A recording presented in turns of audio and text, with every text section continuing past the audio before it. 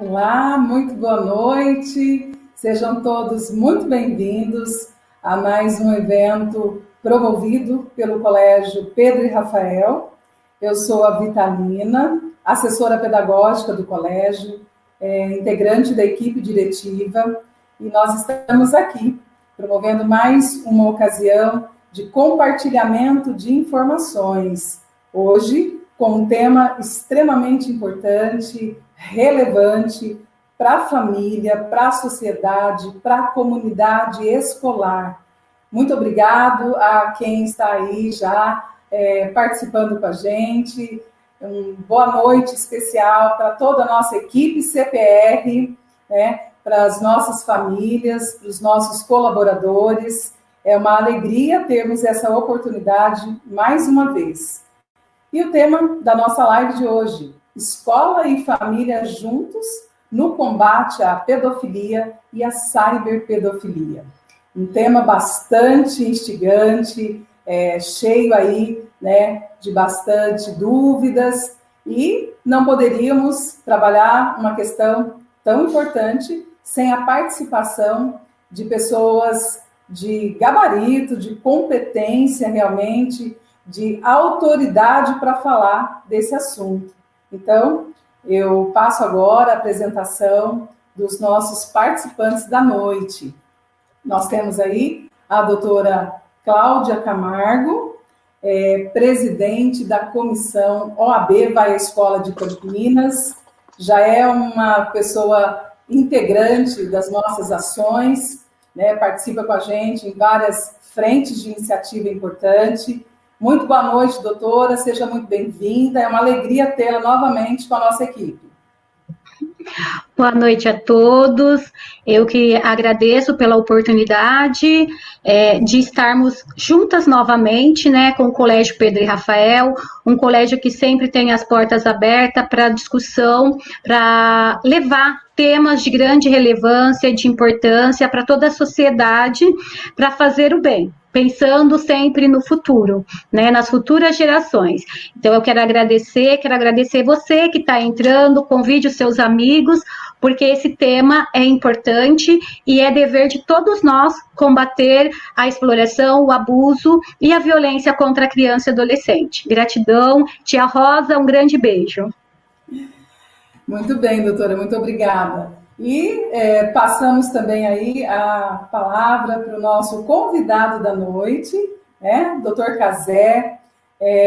Não dá aqui para discorrer sobre o currículo do doutor, mas seja muito bem-vindo, é uma alegria, uma satisfação muito grande para nós, equipe CPR, tê-lo nessa noite, ter aí o compartilhamento de informações, poder proporcionar para as nossas famílias, para os nossos colaboradores, para toda a nossa equipe, para a sociedade, de forma bem expressiva, essa live com a tua participação. Doutor, muito boa noite. Por gentileza, suas considerações iniciais.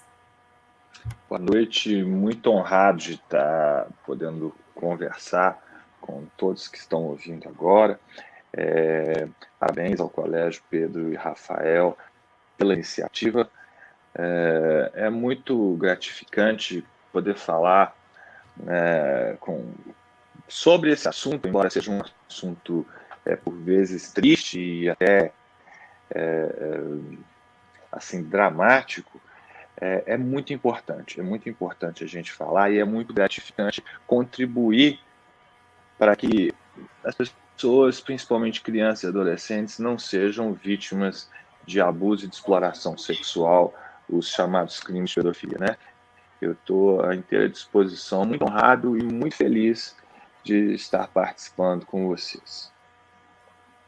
Muito obrigada, doutor. Falando um pouquinho, o doutor Cazé é promotor de justiça do Estado de Minas Gerais, é membro, né, de várias frentes de combate à pedofilia e cyberpedofilia, representa o Ministério Público de Minas Gerais, fora do Brasil, inclusive, tem aí no seu currículo, né, uma formação importante fora do país, e eu tenho certeza que nessa noite, considerando a realidade do nosso país, a realidade da educação, a realidade da criança na sociedade e na família, o Dr. Caselli vai trazer para a gente, sem dúvida alguma, uma contribuição muito expressiva nessa questão da orientação, na questão do alerta, né, exatamente, e por que não dizer, como uma iniciativa também de apoio ao Colégio Pedro e Rafael,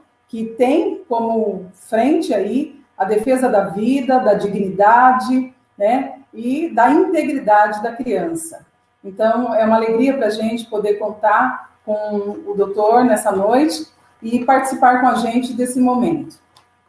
Nós vamos aqui começar esse nosso bate-papo, esse nosso momento de esclarecimento, doutor, com alguns apontamentos importantes, porque embora nós estejamos à frente da questão escolar, da tratativa contínua da criança e do adolescente, ainda há muitas questões que não são tão claras, né? Então, a gente vai começar essa conversa aqui pedindo para você discorrer um pouquinho a respeito dos termos em si, na questão prática, o que caracteriza de fato a pedofilia e a cyberpedofilia. Por que esses temas eles chegam para nós sem a devida clareza? De que forma a gente pode ter essa informação a partir dessa conversa que a gente vai ter agora? Eventualmente a gente vê uma confusão entre determinados termos, a palavra pedofilia, né, tem mais de uma acepção, então é bom a gente tentar separar aqui o que é o quê, né? Bem, primeiro, etimologicamente, pedofilia significa afinidade com crianças, vem do grego. Pedos, que é afinidade, e filia, aliás, pedos, que é criança, e filia, que é afinidade, que é amor. Mas é claro que a palavra não deve ser levada ao pé da letra. Pedofilia tem dois sentidos diferentes, dependendo da área em que a gente está trabalhando, da forma como a gente encara.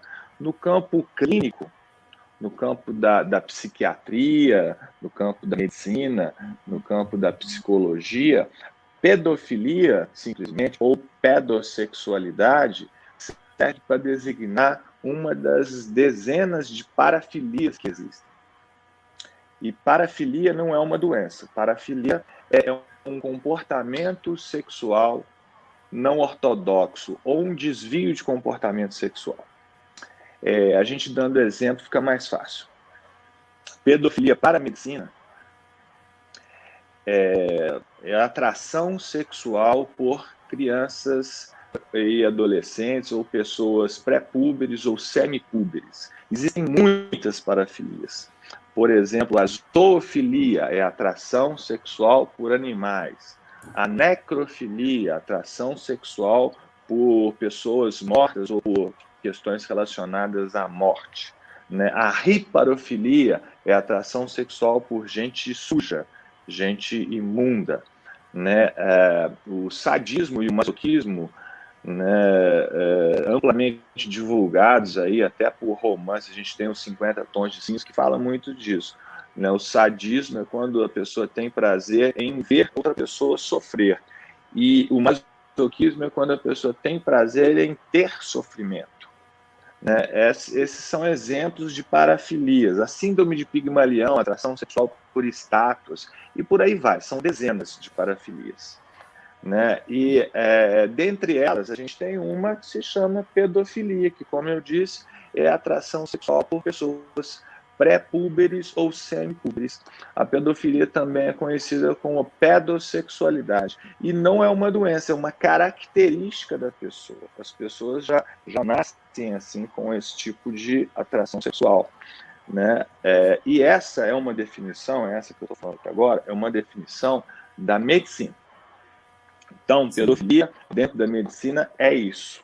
É uma das parafilias também conhecida como pedossexualidade, que se caracteriza pela atração sexual por pessoas públicas ou semipúblicas. Podem ser crianças, adolescentes, crianças muito novas, até bebês, pode ser criança com um pouco mais de idade e por aí vai. Bem, mas deixamos essa definição aqui de lado e vamos falar de outra definição. A gente fala dentro do direito agora. Dentro do direito existem os crimes de pedofilia, sempre ditos no plural, porque são vários. Crimes de pedofilia são crimes de natureza sexual quando cometidos contra a criança ou adolescente. Por exemplo, nós temos o crime de estupro de vulnerável, definido no Código Penal, no artigo 217-A. É um crime de pedofilia. Nós temos crimes de favorecimento à prostituição de crianças e adolescentes. Também é um crime de pedofilia. Nós temos no Estatuto da Criança e Adolescente os crimes de pornografia infantil, produzir pornografia infantil, divulgar pornografia infantil, assediar crianças e adolescentes através da internet. Aí já entramos na cyberpedofilia e voltaremos a esse assunto, né? Todos esses delitos definidos no Código Penal ou no Estatuto da Criança e do Adolescente, principalmente, quando eles são crimes de natureza sexual cometidos contra a criança ou adolescente, são chamados crimes de pedofilia, né? Bem, é importante a gente sempre, repito, falar no plural, porque são vários. Eventualmente a gente vê notícias assim, fulano foi acusado de pedofilia. Então eu sempre tenho em mente a pergunta, por qual crime ele está respondendo? De que ele foi acusado? Será que foi estupro de vulnerável? Será que foi favorecimento à prostituição de crianças? Será que foi pornografia infanto-juvenil? Né? Bem, e aí a gente tem também que falar da cyberpedofilia, que são os crimes sexuais cometidos contra a criança e adolescente, praticados por meio da internet ou por meio do computador ou de qualquer meio eletrônico de comunicação. Aí, geralmente, a gente fala da pornografia infanto-juvenil, que na sua grande maioria é praticada através da internet, mas não obrigatoriamente, né? A gente fala do crime de grooming ou assédio malicioso, que via de regra é praticado através da internet. E eu acho até que é bom dar um exemplo, né? O que é esse assédio malicioso, o que é o crime de grooming, que todo mundo vai perceber logo de cara. São aquelas pessoas que assediam crianças e adolescentes através da internet.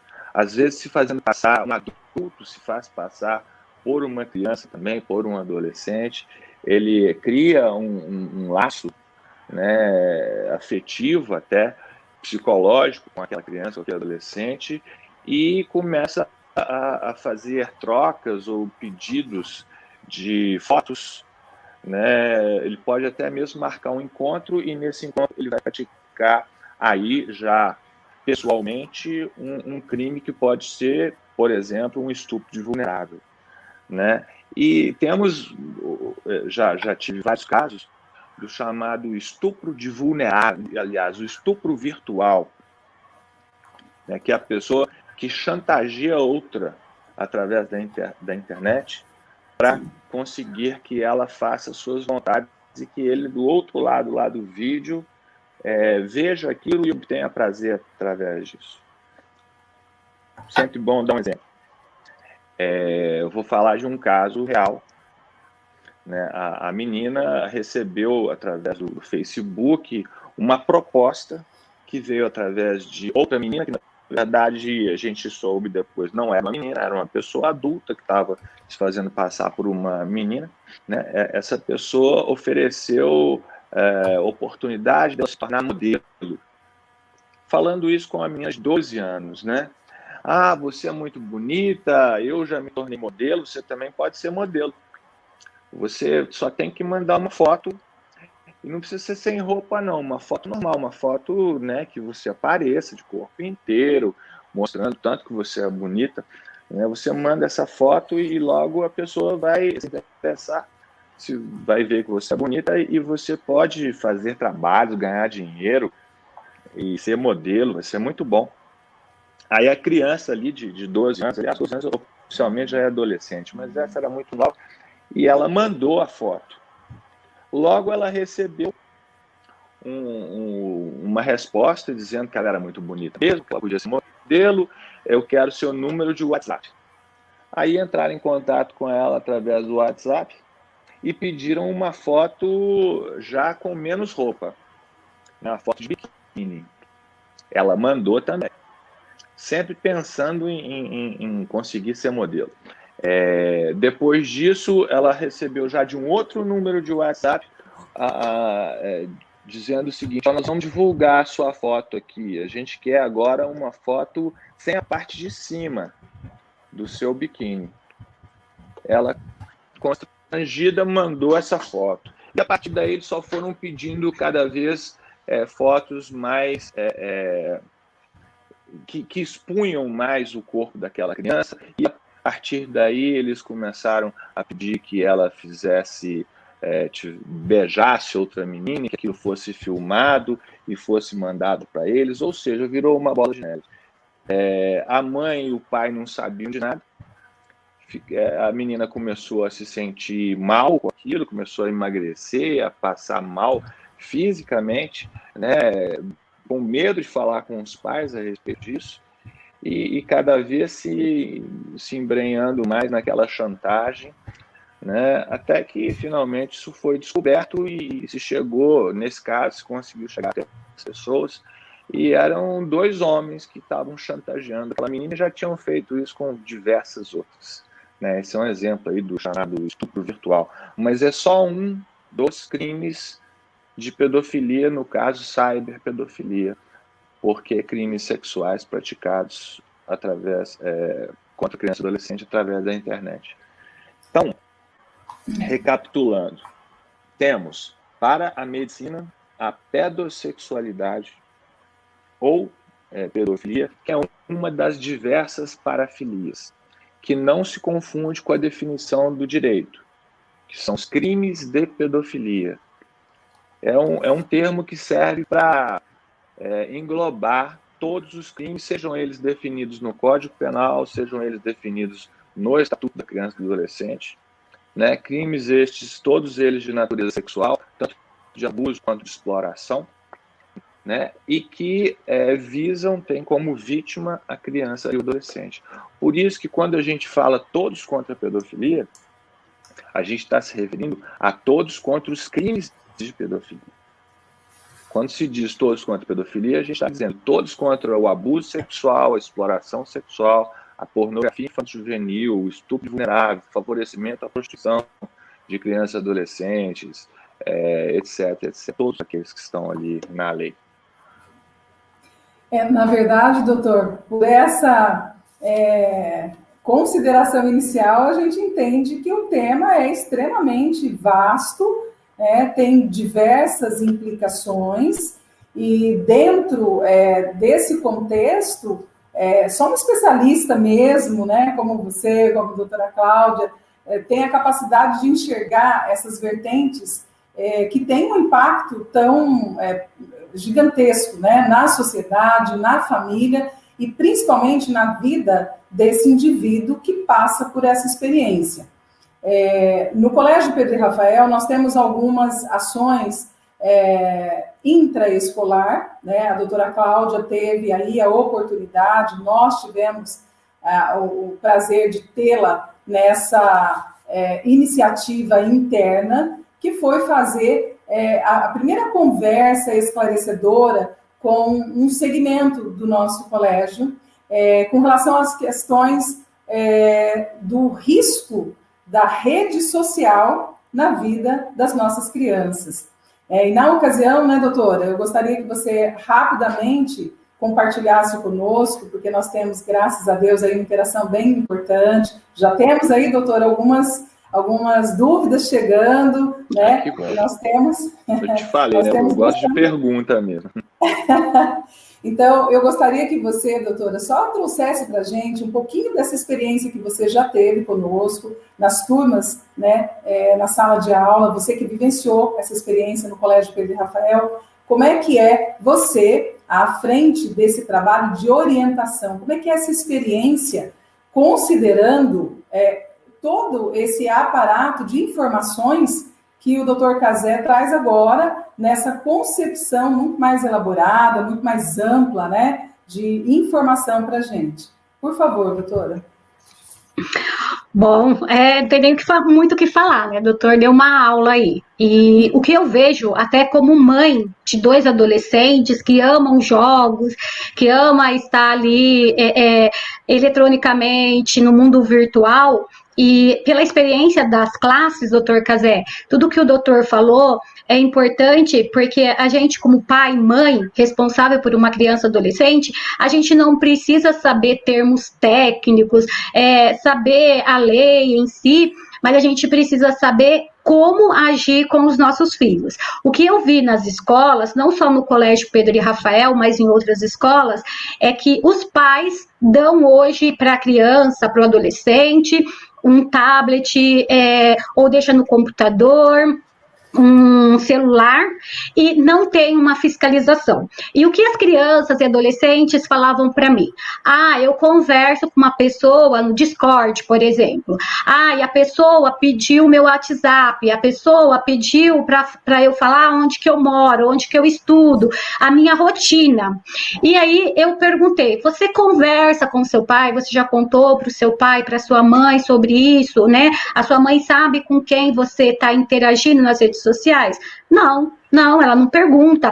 Depois a gente vai falar sobre isso, que eu gostei muito que o Dr. Cazé falou numa live sobre a questão de ter senha, porque o que eu ouço também, às vezes, de pais, Dr. Cazé, é que ele não quer invadir a privacidade da criança e adolescente. Isso eu já ouvi nas escolas, quando a gente vai falar da responsabilidade dos pais. Então, o que eu vejo é que é mais uma questão de pais, mães responsáveis se conscientizar da consequência de não prestar atenção. Hoje a gente tem os filhos do quarto. Com a pandemia aumentou muito isso. A criança fica lá, às vezes, 24 horas, né?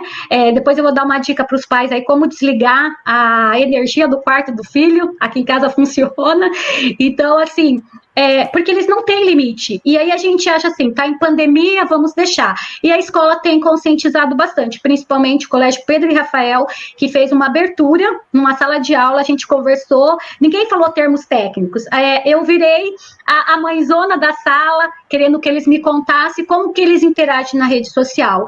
E depois a gente fez uma questão até com a escola de preocupação, sim, porque os pais estão achando que o filho está protegido dentro de casa, na frente de uma telinha, e não está. Eu quero aqui interromper um pouquinho, só para agradecer, né, as nossas famílias que estão aí prestigiando esse momento, que para nós é de aquisição de conhecimento. Nós queremos agradecer também as escolas aí do estado de Minas Gerais, que estão prestigiando a presença do Dr. Cazé Fortes com a gente nessa noite. É uma alegria a gente ter esse apoio, né, e as famílias se conscientizando de que esse trabalho ele é essencial, né? Não é um papel só da escola, mas também da escola. E nós aqui, Colégio Pedro e Rafael, nós estamos dando a nossa contribuição, né? Trazendo pessoas de competência, de conhecimento científico, de conhecimento de causa, de prática, para tratar dessa questão e trazer esse alerta para a gente. Doutor Cazé, eu gostaria de direcionar aqui uma das questões importantes que a doutora Cláudia mencionou. As famílias hoje, principalmente nesse período pandêmico, encontrou no recurso tecnológico não só uma ponte para que os estudos possam ter continuidade, mas também um passatempo importante para manter os filhos em casa, né? A gente sabe que é essa a realidade há mais de um ano no nosso país.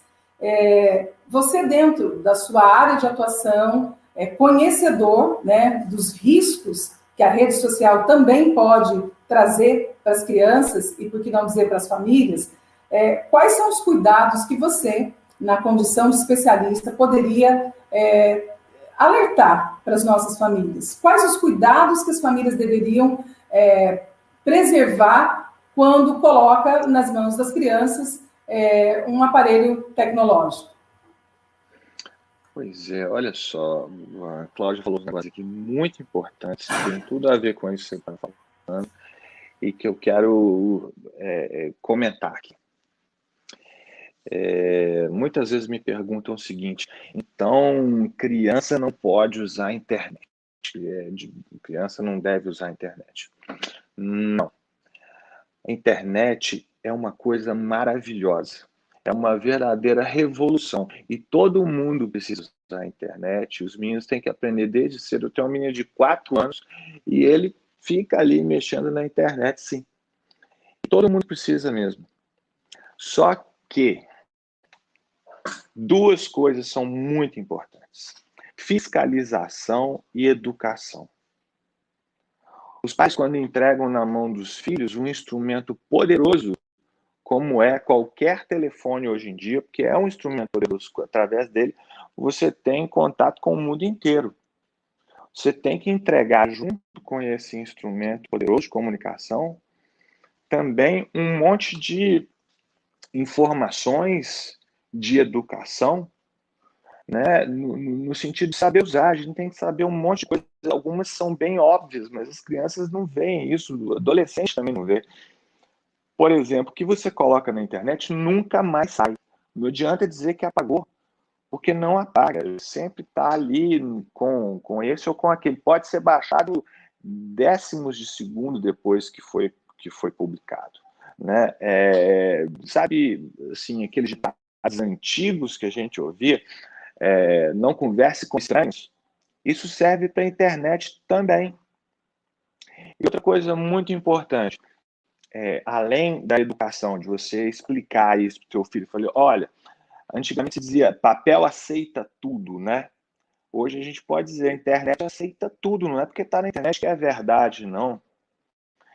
E ao lado dessa educação, desses conselhos que são simples, uma coisa muito importante é a fiscalização assim, estrita. Ela tem que ser forte, ela tem que ser a qualquer momento. Não me venha falar em privacidade para menor de 18 anos de idade em relação aos seus pais. Não existe isso. A privacidade, ela passa a existir para o maior de idade, porque o menor de 18 anos ele está sob o poder familiar. Ou seja, ele tem que obedecer aos seus pais, assim como seus pais têm o dever de cuidar deles. Todo pai não tem só o direito, ele tem o dever de pegar e olhar ali o telefone todinho, olhar o tablet, olhar a plataforma de jogos, sem nenhum pudor, sem nenhum problema. Ele está cumprindo o dever inerente ao poder familiar, que antigamente a gente chamava de pátrio poder, mais adequadamente hoje se chama de poder familiar. Né? Veja bem, se um menor de idade causa um prejuízo a outra pessoa, os pais são responsáveis pela indenização desse prejuízo. Portanto, eles têm que ter também o poder de fiscalizá-lo em todos os campos, inclusive nesse meio de comunicação tão importante hoje, que é a internet. Então, o pai e mãe têm que olhar o celular, sim, deve olhar o celular, sim. Né? Eu costumo dizer o seguinte, não pode existir senha para pai e mãe. Ah, mas a minha privacidade, sua privacidade é importante, sim, mas ela vai ser conquistada ao longo do tempo quando você demonstrar responsabilidade para isso. E até os 18 anos de idade, até o último minuto antes de fazer 18 anos de idade, a responsabilidade ainda é dos pais, portanto, eles têm o dever de fiscalizar. E, portanto, eles não podem ter nenhum empecilho, eles não podem ser de forma alguma tolhidos do direito de olhar ali e ver o que está acontecendo. E tem que aprender também, pai e mãe tem que aprender a lidar, porque, olha, a minha nada está espertíssima, claro, normal. Veja o que aconteceu, um grupo de WhatsApp, é sempre bom exemplo, né? Um grupo de WhatsApp que a gente descobriu aqui, que ele era formado principalmente por crianças. A princípio, todo mundo achava que era só criança. E eles conversavam de joguinhos e brincadeiras, sei lá. Trocavam ali dicas de jogos eletrônicos e tal, beleza. Só que, na verdade, ele foi feito, o grupo foi instaurado ali por adultos mal intencionados, que dentro desse grupo ofereciam às crianças senhas da Netflix, joguinhos ou acesso a determinados jogos a troco de fotos. Pediam lá para meninos de 5, 6, 7 anos de idade, né, que brincavam com o telefone de vez em quando, pediam a eles que pegassem o telefone e fossem no banheiro tirar as fotos deles próprios ou das mães e dos irmãos. Né? E ainda ensinavam o seguinte, nós pegamos lá o seguinte diálogo. A menininha, não me lembro a idade, 7 ou 8 anos, dizendo o seguinte: olha, gente, hoje é sexta-feira e eu vou entregar meu telefone para minha mãe. Então, eu vou sair do grupo e vou apagar tudo. Na segunda, vocês me incluam de novo, por favor. Ou seja, estavam ensinando ali no grupo meios de burlar a vigilância dos pais. Então, os pais têm que ficar atentos e têm todo o direito, mais do que o direito, eles têm o dever de fiscalizar, sim, o uso que os filhos fazem dos aparelhos de acesso à internet. Isso é fundamental, isso é a defesa que existe. Não só fiscalizar, mas dizer que está fiscalizando. É importante que a nossa vigilância seja ostensiva, porque ela por si só já inibe a ação de criminosos pedófilos. E eu tive um outro caso também, mais um exemplo. Um sujeito que abriu um perfil no Instagram, e esse perfil ele colocou lá ele colocava só meninos e meninos seminus, em situações evidentemente sexuais, né? E através desse perfil ele começou a adicionar e acionar a turma uma turma de meninos de 11, 12 anos. Por sinal, muitos deles eram jogadores de futebol aqui do infantil do time local, né? E graças a um pai consciente que fiscalizava ali o perfil do próprio filho, isso foi descoberto, porque ele já estava assediando a todos eles, pedindo fotos e querendo marcar encontros. Como, inclusive, já tivemos muitas vezes, que através de situações assim, de grupos de WhatsApp, do Instagram, do Facebook, né, se criou essa relação, é o autêntico grooming, ou assédio malicioso, que está previsto na lei. Né? Através dessas redes sociais, a pessoa criou um contato tão profundo com a criança, com o adolescente, o que não é difícil de fazer, se aproveitam da inexperiência das crianças e adolescentes, né? Que foram marcados encontros. Nesses encontros, inclusive, aconteceram estupros.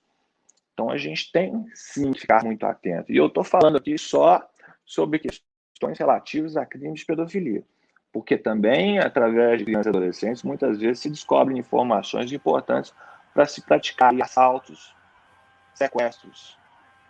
Então, a internet é maravilhosa, todo mundo tem que usar, mas duas coisas são essenciais: educação e vigilância. E é claro que aí vão diversos outros cuidados que tem que se ter para usar a internet, inclusive os adultos, né? A gente não interagir com estranhos, procurar não receber mensagens de pessoas desconhecidas, não fornecer dados, a não ser em situações, em ambientes extremamente seguros, né? Usar as defesas eletrônicas, isso tudo é importantíssimo. Doutor, aqui a gente já está tendo várias interações e vários comentários, né, dos telespectadores. Inclusive, era até a minha próxima pergunta, mas eu acho importantíssimo a gente fazer essa consideração, porque as famílias estão mesmo aproveitando esse nosso momento aqui de troca de informações, de ampliação de repertório, de conhecimento, e, por que não dizer, uma rede de proteção às nossas crianças. O Wagner Assunção, ele está dizendo assim: no meu entender, o comportamento da criança fala muito. Doutora Cláudia, você que está na dinâmica dentro das escolas, você que desenvolve vários projetos né, de cidadania, de conscientização, e agora, né, nesse apoio ao Colégio Pedro e Rafael, nessa questão, todos contra a pedofilia, né, escola e família juntos. O que você pode aqui tecer para a gente de consideração com relação a isso? O comportamento da criança, realmente, ele revela algum indício para nós de que tem alguma coisa diferente acontecendo? Acho que... Olá, tudo bem? Voltamos?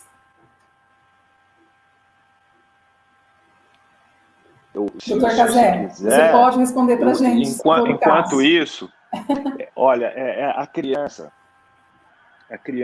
dificilmente fala, o adolescente eventualmente fala, mas especialmente em se tratando de abuso sexual, a criança não fala. Ela não fala disso porque ela tem medo, ela tem vergonha, ela muitas vezes é ameaçada. Ô, Cláudio, desculpa, estava respondendo aqui por conta. Né? Mas ela complementa, doutor. Só para concluir, né? Eu estou dizendo que a criança tem muita dificuldade, via de regra não fala, mas ela demonstra. Né? Ela demonstra pelo seu comportamento, por jogos, até por desenhos. Se vocês me permitirem, eu vou mostrar aqui alguns desenhos que eu tenho, feitos por crianças que sofreram abuso sexual. Mas é importante a gente entender uma coisa. A criança não fala porque muitas vezes ela não tem consciência que está sofrendo abuso. Ela não entende aquilo como abuso. Ela acha que é normal, porque ela não tem parâmetros para entender isso. Ela não fala, às vezes, porque ela pode ser um bebê ainda. E aí nós estamos falando de abuso sexual, especialmente intrafamiliar. Né? Eu tive um caso, lá vou eu com historinhas e exemplos, né, gente? Me permitam aqui para ilustrar. Que a gente estava na audiência ouvindo uma menina de 7 ou 8 anos que foi encontrada, a mãe flagrou o padrasto abusando dessa criança. E ela nos contou isso na audiência. Claro que isso gerou um processo, estávamos em audiência, e ela estava sendo ouvida lá por mim, pela juíza, com a presença de uma psicóloga, e isso foi muito antes da atual lei que prevê o depoimento especial, então a gente ouvia na sala de audiência de uma forma normal. E a criança contou o abuso que ela sofria de uma forma muito... Para ela, aquilo era a coisa mais normal do mundo, e isso nos chocou. Isso nos deixou espantados com aquela menina tão pequena contando que vinha sofrendo abuso daquela forma. E ela percebeu que a gente se espantou quando ela declarou o que ela vinha fazendo, ou melhor, que o padrasto vinha fazendo com ela. E ela disse o seguinte: mas todo pai não faz isso com o filho, não? Porque ela entendia que aquilo era perfeitamente normal. E aquilo foi muito triste, muito assim, comovente. Né? Daí a gente vê a profundidade dos males que os crimes de pedofilia causam numa criança. Porque não é só a ferida física, às vezes nem mesmo a ferida psicológica, mas a ferida até mesmo afetiva. Ela começa a entender que aquilo é assim mesmo. Ela se coloca naquele lugar e fala, bem, é isso que eu tenho que fazer. E daí vem uma série de outros problemas que às vezes vão aflorar muitos anos depois. Nós vemos isso muito, tem até uma pesquisa a respeito disso, em prostitutas que sofreram abuso na infância e simplesmente achavam aquilo a coisa mais normal do mundo. Uma delas chegou a declarar o seguinte: bem, eu comecei e pensei o seguinte, eu já passo por isso em casa de graça. Por que eu não vou cobrar? Né? Então, é uma situação bem profunda. E, bem, deixar a Cláudia complementar, né? Mas enquanto isso, Cláudia, você me permite, quando você fala, eu vou mostrando aqui uns desenhos feitos por crianças que sofreram abuso. Pode? Pode, fica à vontade, doutor. Eu perdi o que vocês estavam falando.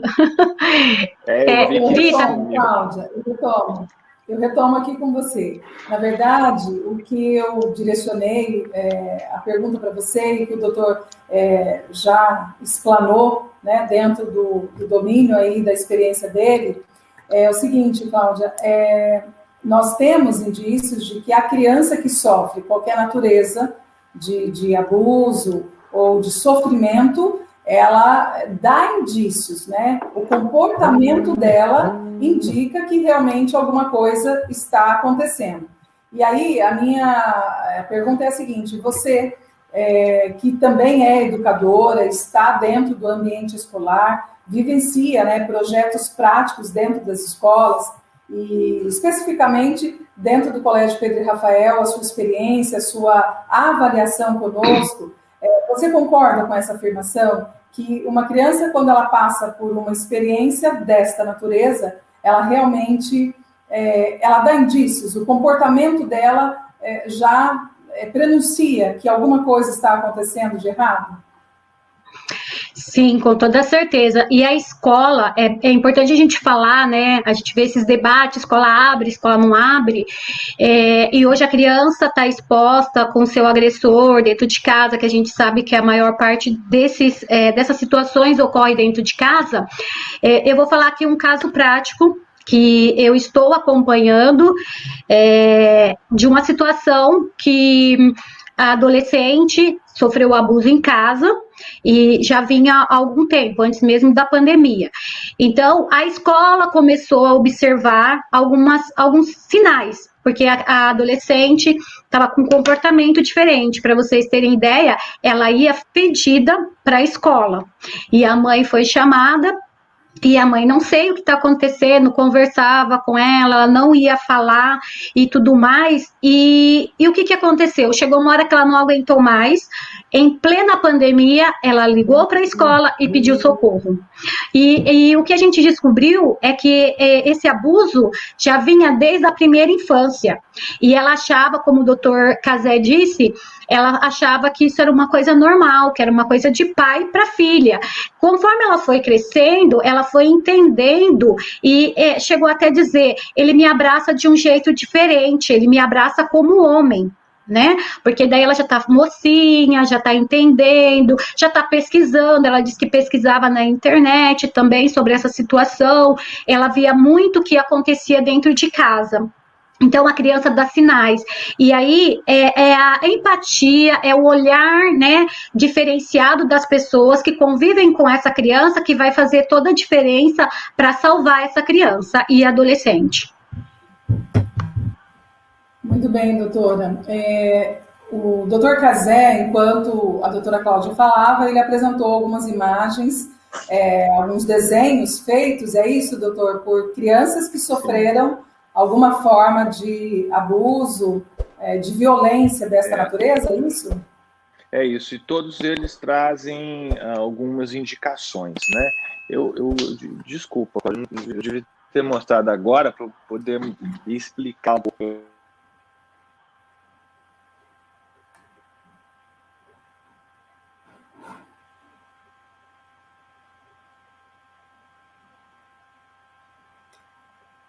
São imagens bem fortes mesmo, doutor, e a gente, ainda que não tendo esse conhecimento científico, mas é evidente que essa demonstração, essa representação gráfica já evidencia a relação que essa criança vive no seu ambiente próximo, né? No caso aí, me parece que é o ambiente familiar. É isso, doutor?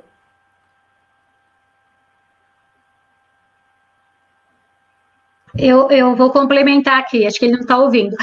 A gente tem uma família, né? A criança desenhou a família e desenhou o pai como ela vê o pai. Ela vê o pai não como um ser humano, um pai bonitinho e tal. Ela vê o pai como um monstro. E esses desenhos, né? Eu já assisti algumas lives do doutor mostra para ficar evidente que são sinais. Aí a pessoa acha assim, não, é que ele viu, é que ele acha alguma outra coisa, é coisa da cabeça da criança. Não, eu vejo isso como um pedido de socorro. Doutor, você está sem áudio, não estamos conseguindo ouvi-lo.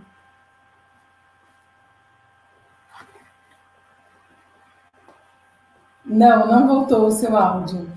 Estamos ainda sem o seu retorno. Enquanto o doutor consegue novamente entrar, Cláudia, eu gostaria que você falasse um pouquinho para a gente. Tudo bem, doutor? Conseguiu? Também não, continua sem áudio. Não é possível ouvir. Enquanto você restabelece o som, a doutora Cláudia pode ir também? Também não, continua sem som.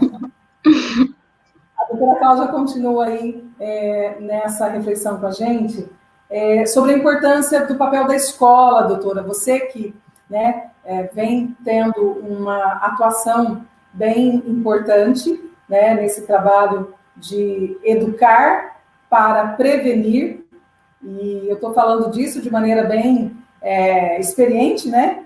Desde outubro do ano passado, a gente vem desenvolvendo um trabalho bem importante dentro do Colégio Pedro e Rafael, o trabalho de conscientizar, ensinar, além da sala de aula. E você que tem protagonizado junto conosco esse trabalho, como que você vê a importância da escola nesse papel de ampliar a informação? Como é que você...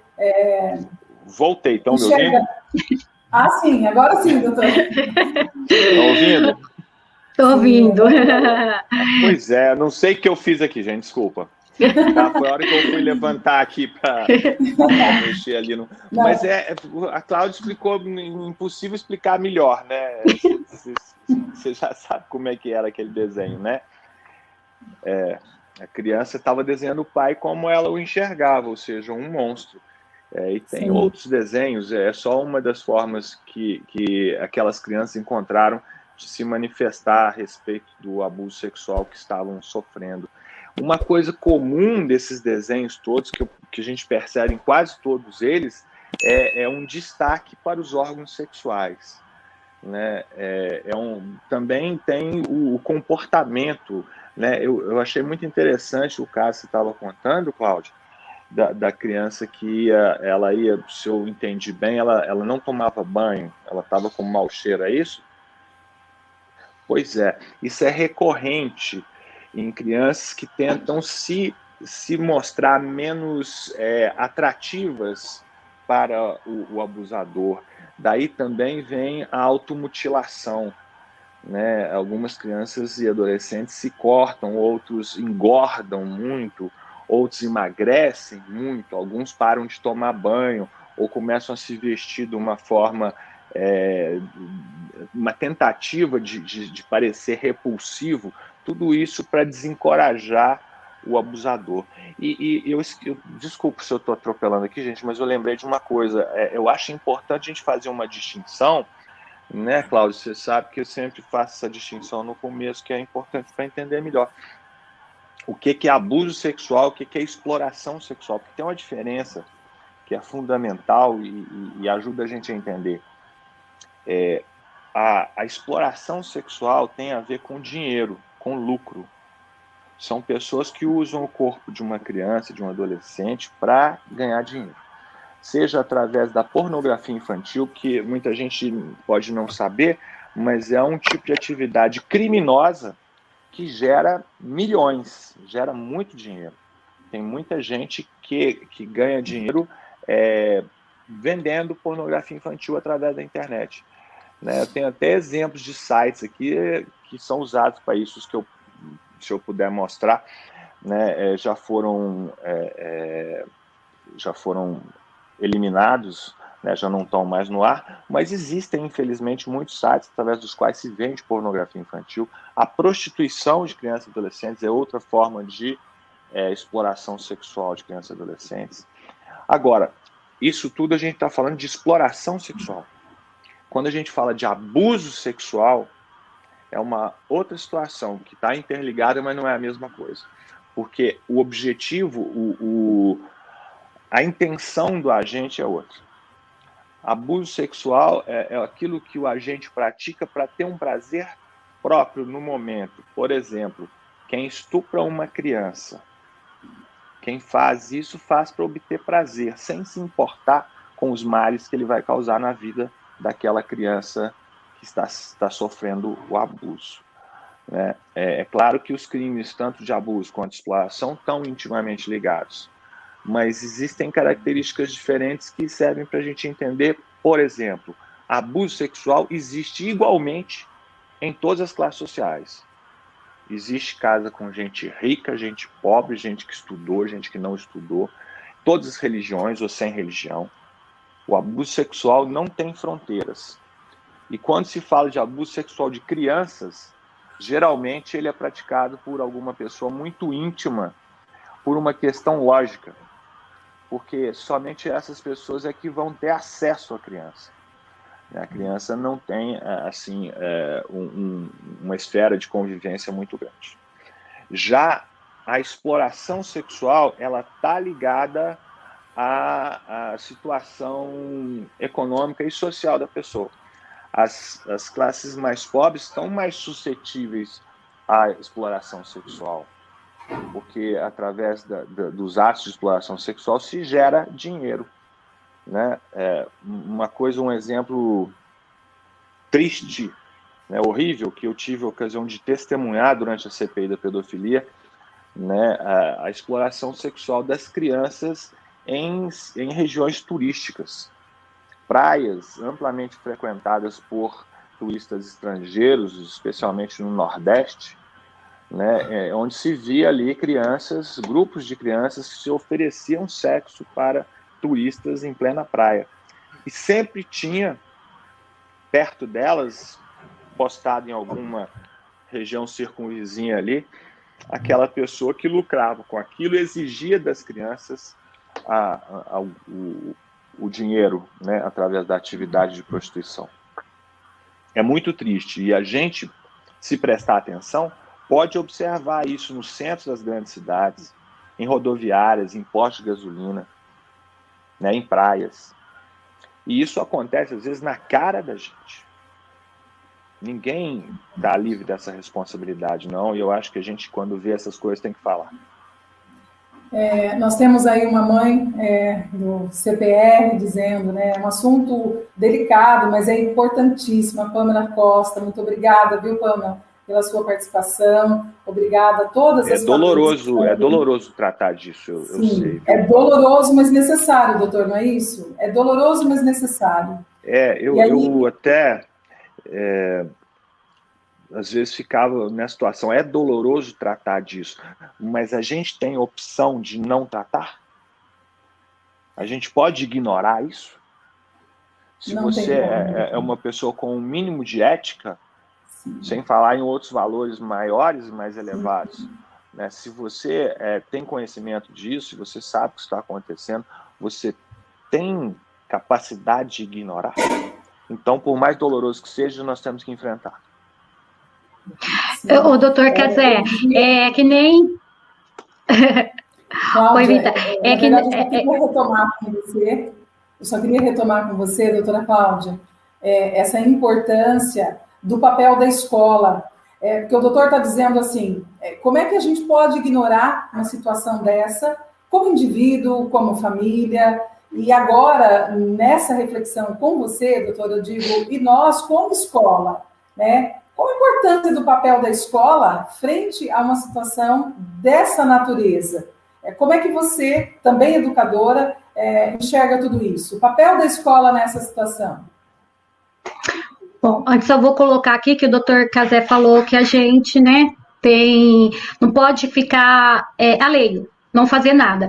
Eu vejo que, com relação à violência da criança, é aquela história da violência doméstica. Não vou meter no meio de uma briga familiar, não vou meter, porque o pai educa de um jeito, eu educo de outro. Só que não é uma questão de educação, né? É uma questão de proteção mesmo. Bom, com relação à escola, eu sempre participei da Associação de Pais e Mestres, porque eu acho que eu fui uma mãe muito coruja, queria saber o que estava acontecendo nas escolas.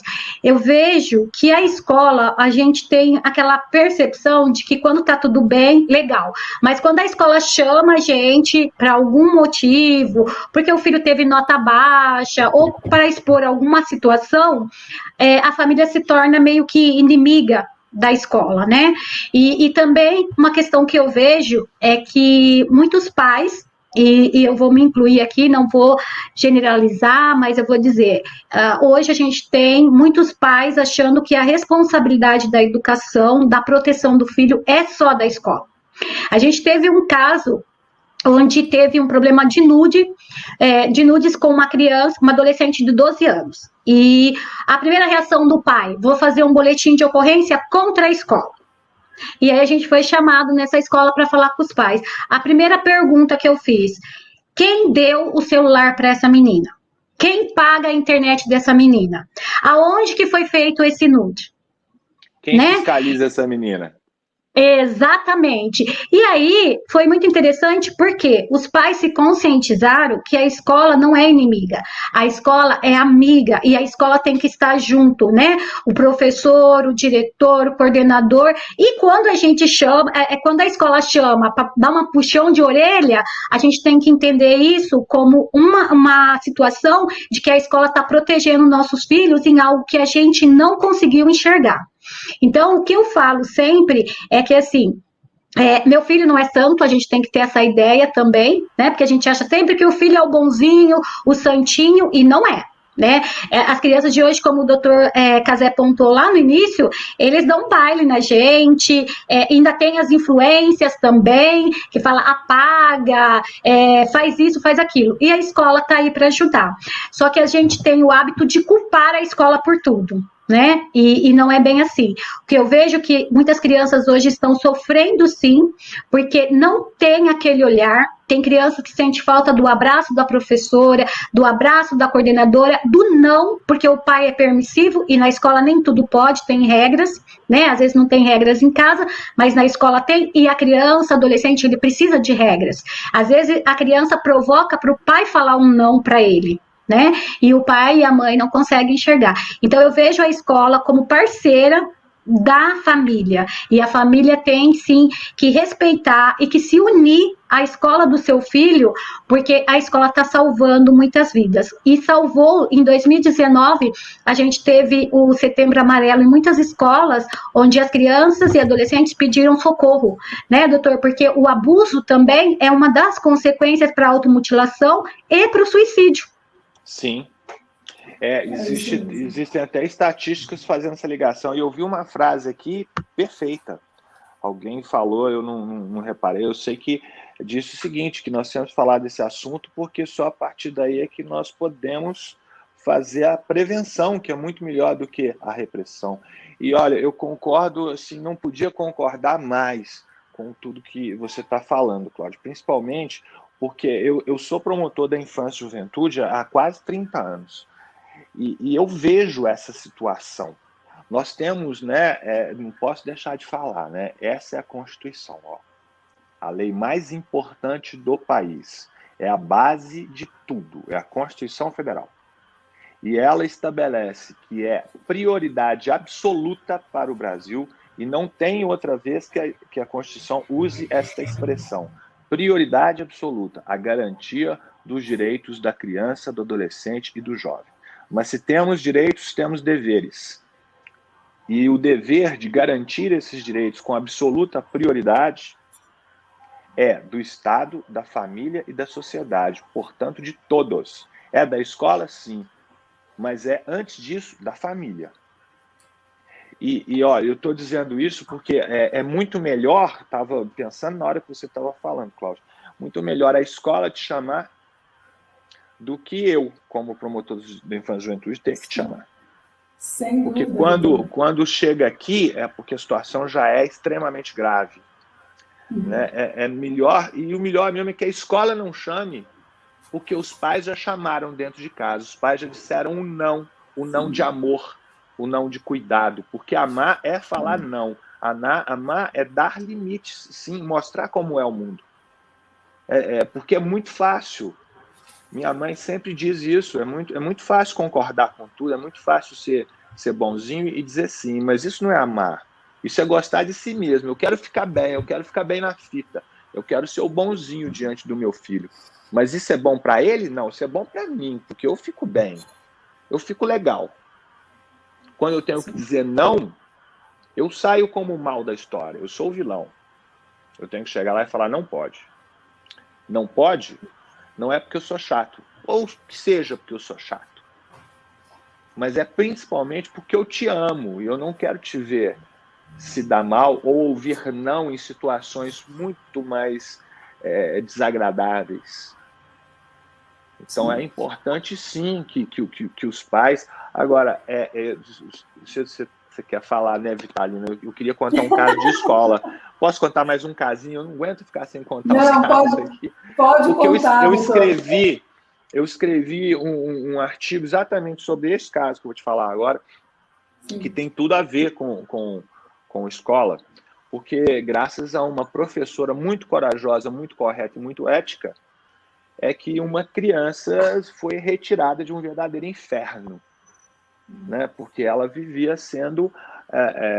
ela sofria abuso dentro de casa, o padrasto abusava, e a mãe tinha 1000 desculpas, ela dependia financeiramente, ela tinha vergonha, ela tinha medo, ela tapava o sol com a peneira, não sei se na região vocês usam essa expressão aí, significa que não quer ver, né? Ela era omissa, e foi a professora que observou naquela criança alguns traços característicos daquela que sofre abuso, o comportamento sexualizado precoce, né, os desenhos também foram feitos, né, interações com outras crianças de forma sexual que demonstravam... Na simplicidade é o seguinte, onde essa menina foi aprender isso aí? Né? É porque ela estava sofrendo aquele tipo de assédio em casa. Né? E a quem ela tinha para recorrer? Ela só tinha contato em casa e no colégio. Quem mais poderia salvá-la desse abuso intrafamiliar? E essa história é uma história que vale para milhares de pessoas. Às vezes, não quero julgar mais essa responsabilidade nas costas dos professores, né, profissão que eu mais admiro dentre todas, até porque meu pai e minha mãe são professores também. Mas, realmente, muitas vezes, é o professor que vai ter o contato com aquela criança que está sofrendo o abuso sexual e vai ser o primeiro a falar. E aí eu tenho que dizer também um outro lado da moeda, é o seguinte, profissionais de saúde e também de educação têm essa obrigação mesmo. Ao perceber que uma criança está sofrendo abuso ou violência, não só de natureza sexual, mas outros tipos de violência, tem obrigação de falar.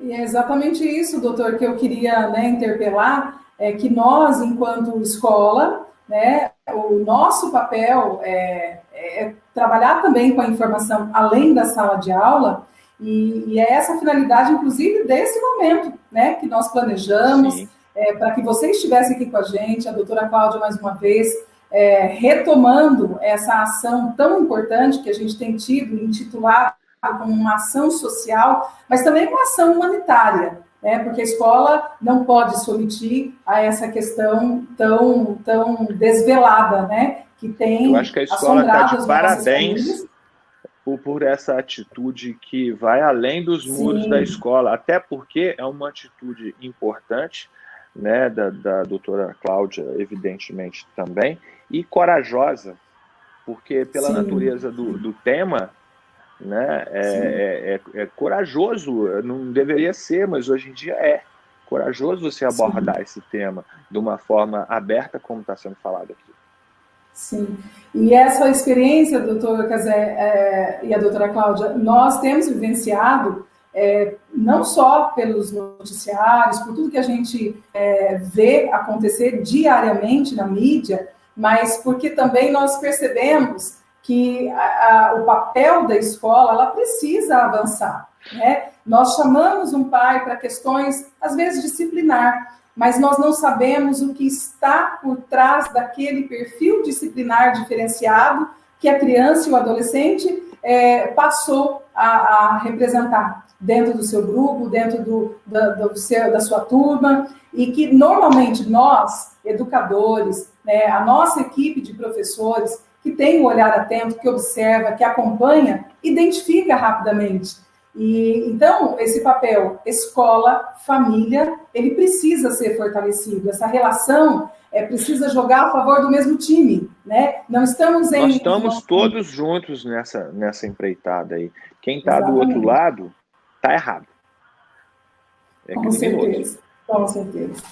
Doutor, nós estamos já avançando mais de 1 hora de live. Claro que tem chegado muitos questionamentos, várias famílias parabenizando, apoiando essa discussão, entendendo a importância desse tema estar sendo tratado da maneira como estamos tratando, entendendo que a escola, neste momento, assume um papel importantíssimo, sem desconsiderar o papel fundamental, primeiro, como você bem colocou, e a doutora Cláudia também, a família, né?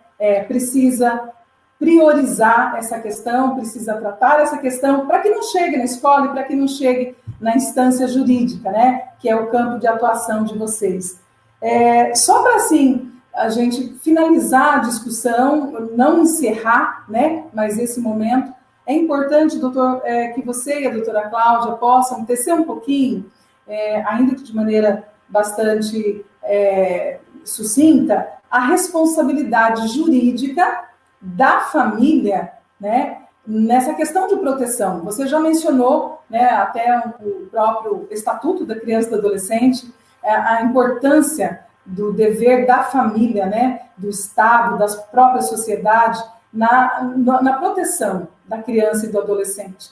Mas o que é, de fato, a responsabilidade jurídica desta família que, em algum momento, se omite a manter ou a prover essa proteção à criança e ao adolescente? Vou ser bem sucinto mesmo. Dá licença, Cláudio, começar aqui, embora primeiras damas, mas, olha, em se tratando de menor de 18 anos, a família, pode-se dizer que ela praticamente é a criança. Ela a representa em todos os níveis e é responsável pelos seus atos. Né? Todas as entidades das quais a criança participa, ou aquelas que ela frequenta, têm responsabilidade, sim, limitada pelo tempo em que ela participa, pela natureza da atividade, mas a família sempre tem, 100% do tempo, a família tem responsabilidade para com os seus filhos. Né? Tanto que deixar de prestar assistência aos filhos é crime. Todo tipo de assistência. Tanto que a lei prevê a responsabilidade civil dos pais em relação aos atos dos filhos menores de idade. Né? Então, de fato, acho que a maneira mais sucinta de se traduzir isso é que a família é o filho. Eles estão no mesmo barco, eles são praticamente a mesma coisa quando agem. O ato da criança é o ato do seu pai, da sua mãe. Aquilo, se a criança vai lá e quebra uma vidraça, quem quebrou a vidraça foi o pai. Então, isso tem que ficar bem claro. Todos aqueles direitos fundamentais garantidos com absoluta prioridade no artigo 227 da Constituição, repetidos no Estatuto da Criança e do Adolescente, repetidos nas constituições de todos os estados do país, direito à vida, saúde, educação, convivência familiar, comunitária, educação, etc., etc., etc., todos esses direitos devem ser garantidos em primeira mão pela família. Por isso que eu costumo dizer, quando a gente trata de adoção, por exemplo, que o direito à convivência familiar é preponderante em relação aos outros direitos, porque quem tem uma boa convivência familiar tem também os outros direitos, que são garantidos por essa família. Né? E eu queria, já que nós estamos nos encaminhando aqui para o final, e eu tenho exatamente um compromisso com aquela criança que eu tenho que garantir os direitos em primeira mão, a minha, né? Mas eu queria dizer que as perguntas que estão que não foram respondidas, eu estou à disposição, podem ser lançadas. Eu até convido a todos, né? Eu já vou me inscrever no canal do YouTube do colégio, né? E convido também vocês a se inscreverem no meu canal do YouTube, que é um canal que tem muito pouca divulgação pela natureza do canal. A gente fala de crimes de pedofilia, então as palavras não são bem recebidas pelo YouTube, né? Mas o que nós tratamos lá é justamente contra os crimes de pedofilia, claro. Então eu convido a todos a participarem do canal, chama Casé Forte, Todos contra a Pedofilia. Né? Se inscrevam lá, nos ajudem a divulgar, e tudo isso que está sendo falado aqui vai estar lá. E as perguntas também podem ser lá lançadas, que eu vou responder. Doutora Cláudia? Bom, o doutor falou tudo, né? Constituição, a nossa Carta Magna, direitos fundamentais, mas eu sempre falo nas minhas palestras, e eu já ouvi de pais assim, doutora, você deu um tapa na minha cara, mas foi bom porque eu acordei.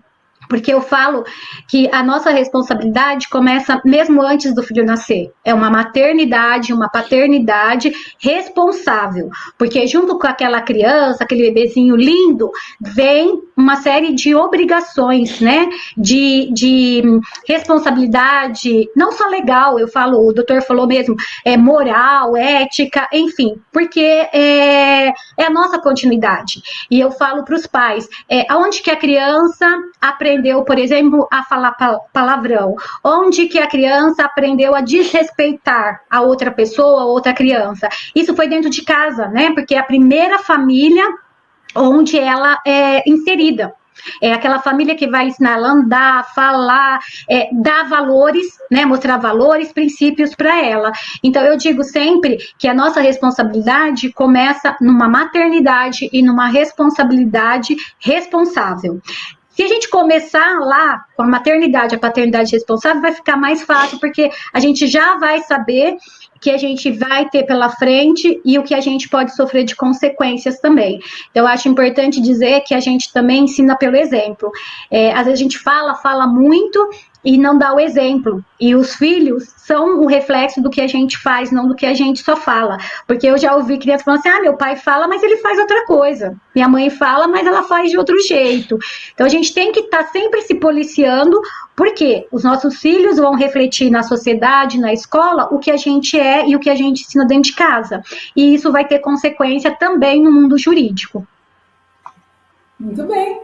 É bem importante essas colocações, porque a doutora Cláudia, em algum momento, deixou muito evidenciado que quando nós, escola, nós solicitamos a presença da família, né, para tratar realmente do interesse da criança, do comportamento, do perfil, a família muitas vezes não tem esse olhar, né? Poxa, a escola é a minha primeira parceira, é o meu primeiro apoio, né? Então, é importante a gente também trazer essa reflexão da responsabilidade, não só civil, mas jurídica mesmo, e por que não dizer, né, vindo dessa orientação dada por vocês.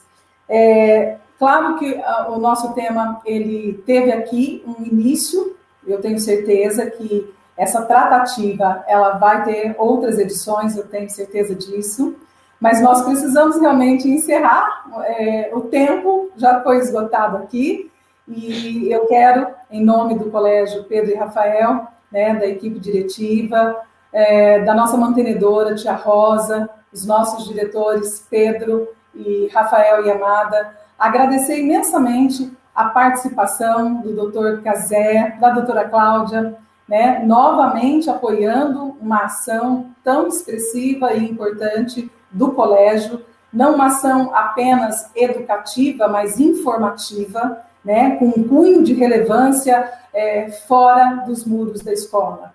Então, a gente aqui faz esse momento de agradecimento, né, em nome de toda a equipe do nosso colégio, Pedro e Rafael, e a gente direciona para o doutor Casé, né, as suas palavras aí de encerramento final, doutor, agradecendo todo esse empenho, não só esse momento que você dedicou ao trabalho que a gente realiza, mas essa causa que você já abraçou, não só profissional, mas pessoalmente, né? Então, eu gostaria que você encaminhasse aí as suas palavras finais da nossa live. São duas palavras. Primeiro de tudo, uma palavra de agradecimento. Eu espero ter oportunidade. Vocês sabem que eu prefiro sempre pessoalmente, mas espero ter a oportunidade de estar aí e abraçá-los e agradecer pessoalmente. Eu vou levar um desses e vou levar desse aqui também para vocês. E muitíssimo honrado de estar aqui presente. Obrigado pelo convite. E eu queria dizer que, bem, se a gente hoje, com essa nossa conversa, embora breve, diante da grandeza do tema, né, a gente ficou tocado e tem alguém nos ouvindo, nos vendo e pensando assim, o que eu posso fazer para contribuir para essa causa de prevenção aos crimes de pedofilia, de combate aos crimes de pedofilia. Todo mundo pode fazer e todo mundo tem mesmo a obrigação de fazer. E não é difícil. Quando a gente está assim discutindo o assunto, a gente já está fazendo uma coisa muito importante.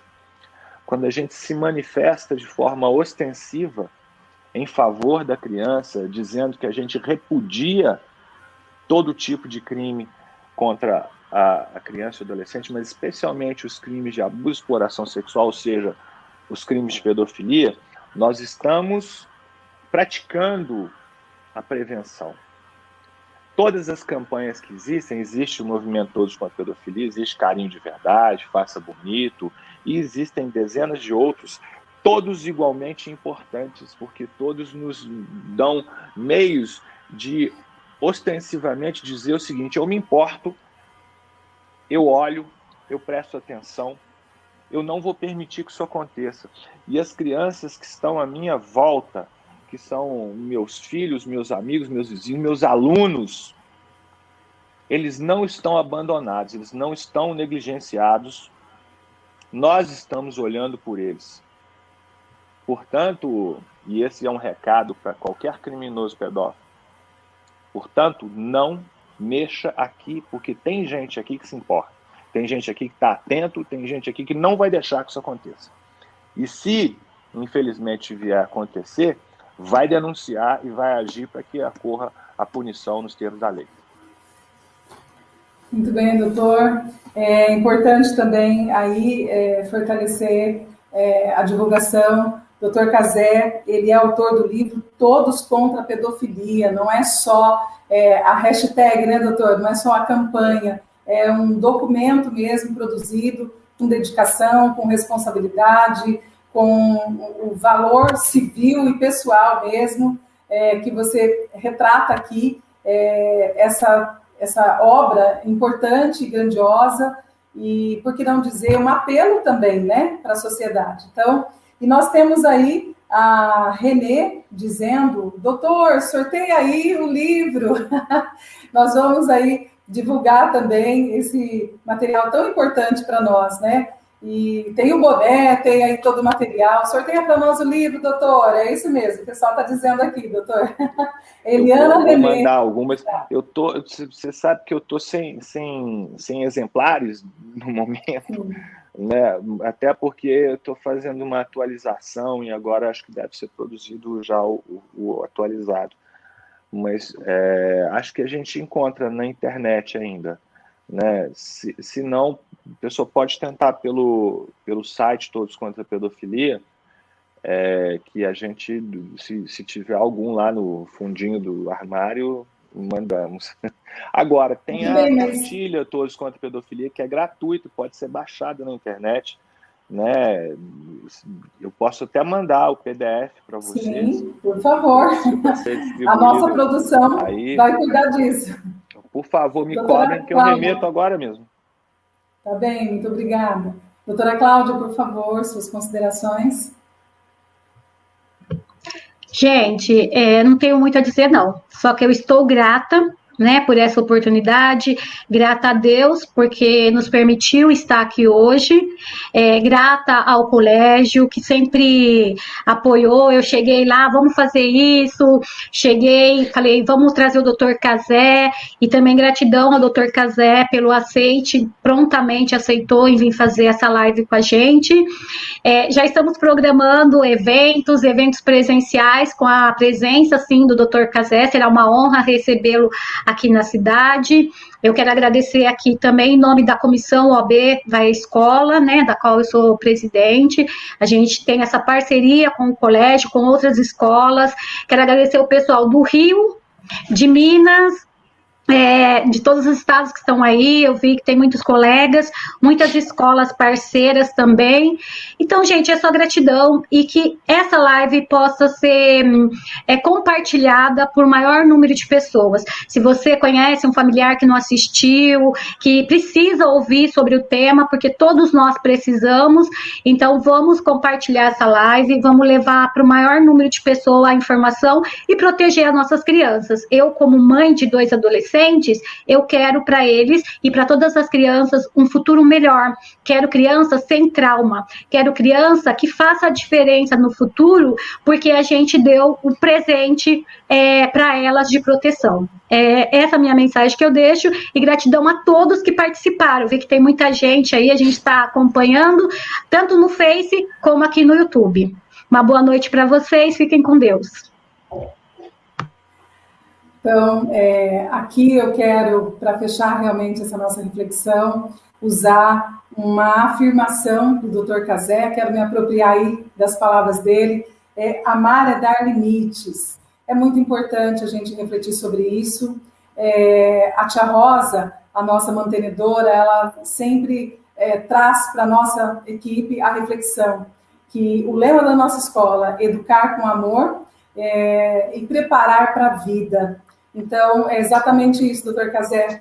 Amar é dar limites, é também dizer o não. E nós, enquanto Colégio Pedro e Rafael, para toda a nossa sociedade, para as famílias que nós atendemos, para as pessoas no ambiente que nós convivemos, nós também nos apropriamos dessa sua afirmação. E vamos dizer o não. Não à pedofilia, não à exploração, não a toda situação que põe em vexatória condição a vida da criança e do adolescente. Esse é o nosso papel e nós nos apropriamos disso. Muito obrigada a você, doutor, mais uma vez, a doutora Cláudia, a equipe que prepara todo esse trabalho, que nos apoia, a nossa equipe pedagógica que está aí, né, bem firme, nos dando todo o respaldo, a todas as famílias que dedicaram esse tempo a esse momento de interação, de informação, de conhecimento, mas por que não dizer de proteção às suas crianças. Muito obrigada a todos vocês, uma excelente noite e até breve.